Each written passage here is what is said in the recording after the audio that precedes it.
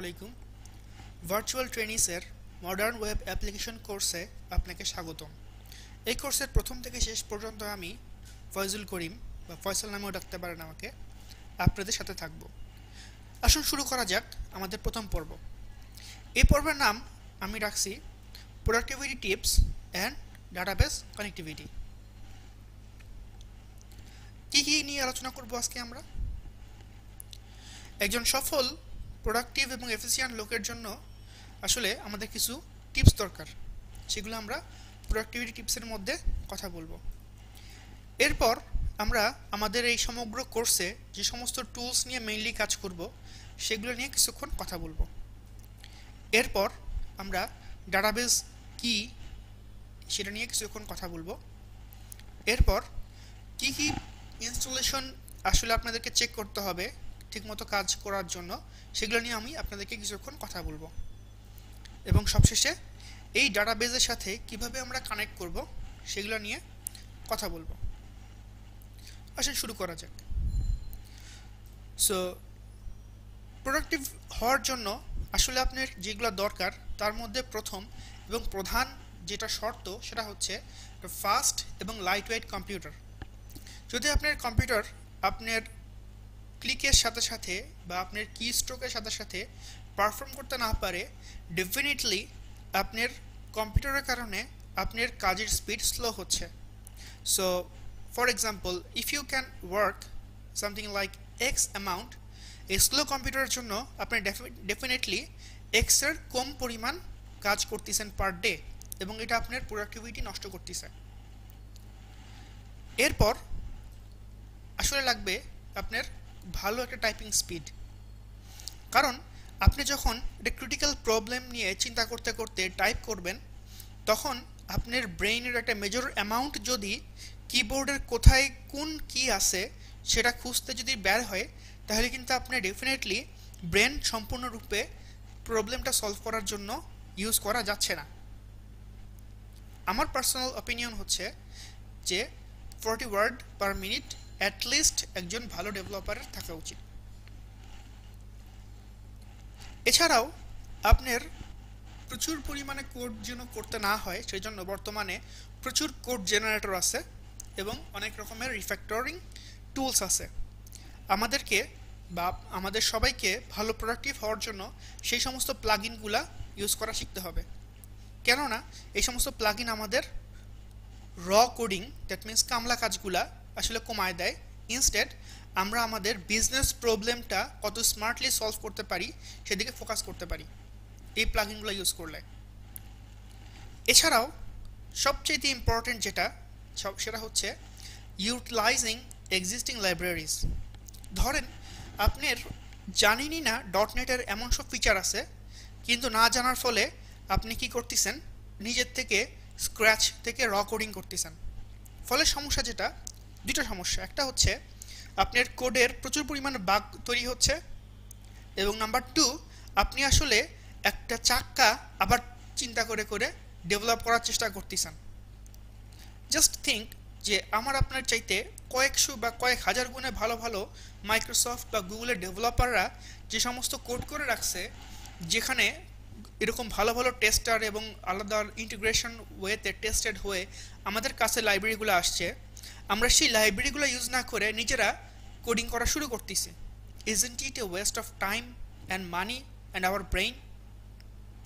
So আমার সাজেশনটা সবসময় সবার জন্য, don't reinvent the wheel, instead if possible make the wheel better. আরেকটা এক্সাম্পল দিয়ে জাস্ট এটা শেষ করব। জাভাস্ক্রিপ্টে লোড্যাশ নামে নতুন একটা লাইব্রেরি আসছে। ধরেন আপনি এটা জানেন না, ফলে কি হবে, আপনি যদি কোনো লিস্ট থেকে কোনো একটা শর্ত বা লজিক দিয়ে আরেক নতুন লিস্ট তৈরি করতে যান, আপনি কি লিখবেন, ফর লুপ হোয়াইল লুপ লিখে নতুন করে শর্ত দিয়ে একটা লিস্ট জেনারেট করবেন। ফর এক্সাম্পল, স্টুডেন্ট লিস্ট থেকে আপনি চান যাদের বয়স 30-এর কম তাদেরকে আপনি বের করতে। সো ডেফিনেটলি আপনি নিজে লুপ লিখবেন, তারপরে কোডিং করবেন, ইমপ্লিমেন্ট করবেন। বাট যারা স্মার্ট ডেভেলপার তারা যেটা করবে, লোড্যাশ বা _.js বা অন্যান্য যে লাইব্রেরিগুলো আছে সেগুলো ইউজ করবে, এবং সেখানে জাস্ট 1 লাইন বা 2 লাইন কোড দিয়ে এবং সুপার ফাস্ট ডেভেলপমেন্ট টাইম দিয়ে তারা এই কাজটা করে ফেলবে। So ultimately you are the loser if you don't use those libraries. সো এগুলো আমাদেরকে ইউজ করা শিখতে হবে। এখন আসি টুলসের ব্যাপারে। আমরা আমাদের কোর্সে নিচের টুলস বা আইডিয়াগুলো ইউজ করব। সবচেয়ে প্রথম যেটা দরকার সেটা হচ্ছে ভিজুয়াল স্টুডিও 2013.4। আমি সবগুলো টুলসের লিঙ্ক আমাদের কন্টেন্ট পেজের নিচে হেল্পফুল রিসোর্স সেকশনে দিয়ে দিব, সো এখান থেকে আপনারা ডাউনলোড করে নিতে পারেন। এছাড়া আমরা ইউজ করব Microsoft SQL server express for the database and for the productivity আমি মাঝে মধ্যে আপনাদেরকে রিসার্পারে বিভিন্ন ম্যাজিক দেখাবো। Yes, it's a magic. So আমরা তো টুলস সম্বন্ধে ধারণা পেলাম, আসুন শুরু করা যাক আমাদের কাজকর্ম নিয়ে। So what is database? Database হচ্ছে একটা ফাইল যেটা আসলে কিছু ডাটা তার মধ্যে স্টোর করে। এখন বলতে পারেন তাহলে কি ডক ফাইল বা নোটপ্যাড এগুলো কি ডাটাবেস? না। কেন না? কারণ আমরা ডাটাবেস তখনই বলবো যখন আমরা এগুলোর উপরে আমাদের মতো করে কুয়েরি করতে পারবো। হ্যাঁ, কুয়েরি মানে আরেক ধরনের জিজ্ঞাসা যেটা আসলে একটা স্পেসিফিক ল্যাঙ্গুয়েজের দ্বারা আমরা করি, তার নাম হচ্ছে এসকিউএল। এসকিউএল এর অ্যাব্রিভিয়েশন হচ্ছে এলাবোরেশন হচ্ছে স্ট্রাকচার্ড কোয়েরি ল্যাঙ্গুয়েজ। আমরা দেখব পরের ভিডিওতে। কিন্তু এই ডাটা সহ ফাইলগুলোর উপরে ম্যানুয়ালি কোনো এসকিউএল তো আমরা রান করতে পারবো না। তার জন্য দরকার সেই ডাটাবেস পড়তে পারে এমন একটা সফটওয়্যার, এবং সেই ডাটাবেসে আমরা যেন এসকিউএল চালাতে পারি সেরকম একটা interface. So Microsoft SQL server এই কাজটা করে দিচ্ছে। আমি একটু অন্যভাবে আপনাদেরকে একটা এক্সাম্পল দিই। ধরেন আপনার পিসিতে মাইক্রোসফট অফিস 2003 দেওয়া আছে। আপনারা জানেন 2003 দিয়ে শুধুমাত্র .doc ফাইলগুলো পড়া যায়। এখন আমি যদি আপনাকে .docx যেটাকে আমরা বলি ফাইলটা দেই, আপনি কি এটা পড়তে পারবেন? না, পড়তে পারবেন না। কেন না? 2003 docx ফাইল পড়তে পারে না।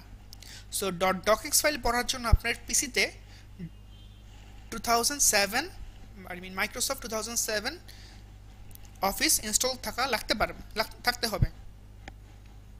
সিমিলারলি আমাদের এই .mdf ফাইলগুলো পড়ার জন্য আমাদের পিসিতে মাইক্রোসফট এসকিউএল সার্ভার ইনস্টল করা থাকতে হবে। কিভাবে আপনি মাইক্রোসফট এসকিউএল সার্ভার ইনস্টল করবেন? একটা সফটওয়্যার ইনস্টল করা should be pretty easy, but if you can't, নিচে হেল্পফুল রিসোর্স লিঙ্কে একটা ইনস্টলেশন ভিডিও দেওয়া আছে, কাইন্ডলি ওখান থেকে দেখে নেবেন। আমি এখানে ইন্টিগ্রেট করিনি একটা কারণেই, যেন ভিডিওটা বেশি বড় না হয়ে যায়, so that you don't get bored. আচ্ছা, এখন আপনার কম্পিউটারে অ্যাকচুয়ালি কি ইনস্টল হয়েছে বা কিভাবে ইনস্টল হয়েছে সেটা কিভাবে বুঝবো আমরা? যখন আমরা একটা সার্ভার ইনস্টল করি সেটাকে আমরা বলি একটা ইনস্ট্যান্স, এবং একটা কম্পিউটারে মাল্টিপল ইনস্ট্যান্স থাকতে পারে। আসেন আমরা দেখি, কথা কম বলে আমরা চলে যাই আমাদের হচ্ছে গিয়া মেইন কাজে। আমার কম্পিউটারে কি কি ইনস্ট্যান্স আছে সেটা দেখতে হলে আপনাকে যেটা করতে হবে, right click on the computer, select manage,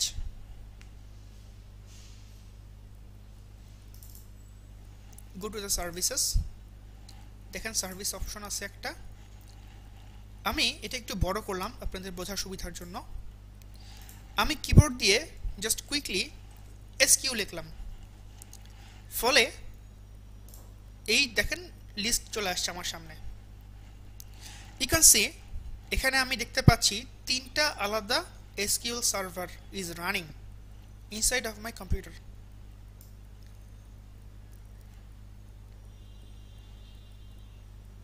অনেক বড় লেখা, ওদিকে আমরা না যাই। সো একটার নাম হচ্ছে এসকিউএল এক্সপ্রেস 2014 আর এসকিউএল সার্ভার 2012। আপনার কম্পিউটারে যে কোনো একটা থাকার কথা, বা অন্য যে কোনো নামেও থাকতে পারে, অ্যাকর্ডিং টু ইয়োর ইনস্টলেশন। এটা নিয়ে যদি না মেলে ওরিড হওয়ার কিছু নাই। এবার আসি কিভাবে আমরা এই এসকিউএল সার্ভারের সাথে কানেক্ট করব। So let's go two visual studio. এই উইন্ডোটা যদি আপনাদের না থাকে, ডোন্ট ওয়ারি, আমি কেটে দিচ্ছি। আপনারা ভিউতে যাবেন, দেখবেন এখানে একটা এসকিউএল সার্ভার এক্সপ্লোরার অপশনটা আছে। And for your kind information আমি দেখাচ্ছি আমার ভিজুয়াল স্টুডিও কত। আমারটা হচ্ছে আপডেট 4, 2013 আপডেট 4। আপনি এটা ট্রায়াল পাবেন, 90 দিনের ট্রায়াল আছে, so you can use it. আমরা কোন ইনস্ট্যান্সের সাথে কানেক্ট করব সেটা আমরা বুঝি এখান থেকে। সো এখানে কয়েকটা অপশন আছে, একটা হচ্ছে সার্ভার, এবং আমরা দেখতে পাচ্ছি একটা server equals to PC name slash instance name. Now the question is, আমি যদি না জানি আমার কম্পিউটারের নাম কি, তাহলে কি করব? Well, we can use dot. Dot মানে হচ্ছে this PC. So let's do it. Right click, add connection. আমি এখানে ডট দিলাম, স্ল্যাশ, আমার এখানে ইনস্ট্যান্সের নাম ছিল এসকিউএল এক্সপ্রেস। সো খুব সাবধানে আমি এসকিউএল এক্সপ্রেস লিখলাম। আচ্ছা, আমি এগুলা নিয়ে একটু পরে বলতেছি, আমি জাস্ট টেস্ট কানেকশন দিলাম। Test connection succeed. Now let's go to again to here. আমার কাজ কিন্তু হয়ে গেছে। PC name means dot slash instant name SQL express. এরপর আসি আমরা logon mode. Logon mode is set at the time of installation of the SQL server. So যখন আপনি এসকিউএল সার্ভারটা ইনস্টল করবেন, তখন আপনি একটা লগন মোড দেখবেন। You should select the mixed mode. আমার ভিডিওতে এটা দেওয়া আছে, কাইন্ডলি একটু ডাবল চেক করে নেবেন। সো উইন্ডোজ মোড মানে হচ্ছে যে যেহেতু আপনি অলরেডি এই পিসিতে, দ্যাট মিনস উইন্ডোজ মেশিনে লগ ইন করতে পারছেন, সো এসকিউএল সার্ভার সফটওয়্যারটা অ্যাজিউমস দ্যাট আপনার হাতে প্রয়োজনীয় অথেন্টিকেশন এবং অথরাইজেশন পাওয়ার আছে to create the databases and to manage them. But যদি আপনার কম্পিউটারের এসকিউএল সার্ভারের ইনস্টলেশনের সময় শুধুমাত্র এসকিউএল অথেন্টিকেশন দেওয়া থাকে, সেক্ষেত্রে আপনাকে কিন্তু ম্যানুয়ালি আলাদা করে এসকিউএল ইউজারনেম এবং পাসওয়ার্ড দেওয়া লাগবে। ফর দ্য সিম্পলিসিটি আমি এদিকে যাচ্ছি না, but you can get the idea. এখানে ইউজারনেম দিবেন, পাসওয়ার্ড দিবেন, টেস্ট কানেকশন দিবেন, দ্যাটস ইট। এছাড়াও আমরা যদি চাই যে আমরা একটা স্পেসিফিক ডাটাবেসের সাথে কানেক্ট করতে চাই, সেক্ষেত্রে আমরা এখানে ক্লিক করব। আমরা দেখতে পাচ্ছি এই ইনস্ট্যান্সের মধ্যে কয়টা ডাটাবেস অলরেডি ক্রিয়েট করা অবস্থায় আছে। We can see school DB আছে, এবং আমরাখো দিয়ে কয়েকটা ডাটাবেস আছে, এবং একটা ইউনিভার্সিটি ডিবি আছে। আমরা যদি চাই যে না, আমরা একটা ফ্রেশ নিউ ডাটাবেস ক্রিয়েট করব, সো লেটস ডু ইট।